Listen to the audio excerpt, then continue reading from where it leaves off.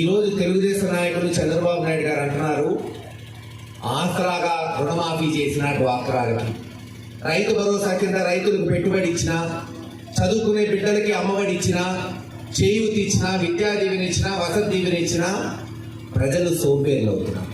ఇది ఎక్కడ విడ్డూరో నాకు అర్థం కాదు. ఎందుకు సోంబేర్లు అవుతారు, ఎందుకు పనికిరాని వాళ్ళు అవుతారో చూడాలి. ఈ రోజున నేను ఇక్కడ డ్వాక్రా మహిళలను అడుగుతున్నాను. ఇక్కడున్న అనేక మందికి డ్వాక్రా రుణమాఫీ జరిగింది ఈరోజు ఆసరా కింద. మీరేమన్నా సోంబేర్లు అయ్యారమ్మా? పనికి రాకుండా పని చేయకుండా ఉన్నారా?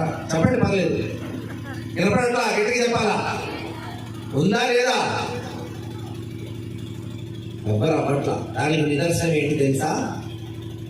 2014 సంవత్సరం లేదు 19 సంవత్సరంలో ఒక్కొక్క సంఘానికి 2-3 లక్షలు ఇచ్చేవాళ్ళు బ్యాంకులు, మహా అయితే 4 లక్షలు.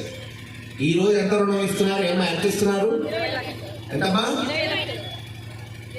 20 లక్షలు. సరే, కొంతమందికి కొన్ని సంఘాలకు 15 లక్షలు అవ్వచ్చు.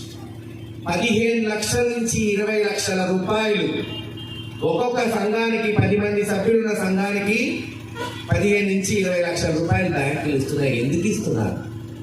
మీరు కష్టపడి కడతారని నమ్మకం ఉండబట్టి. ఆ నమ్మకం ఈరోజు వచ్చింది కాదు, గత 10-15 సంవత్సరాలు మీ కష్టం.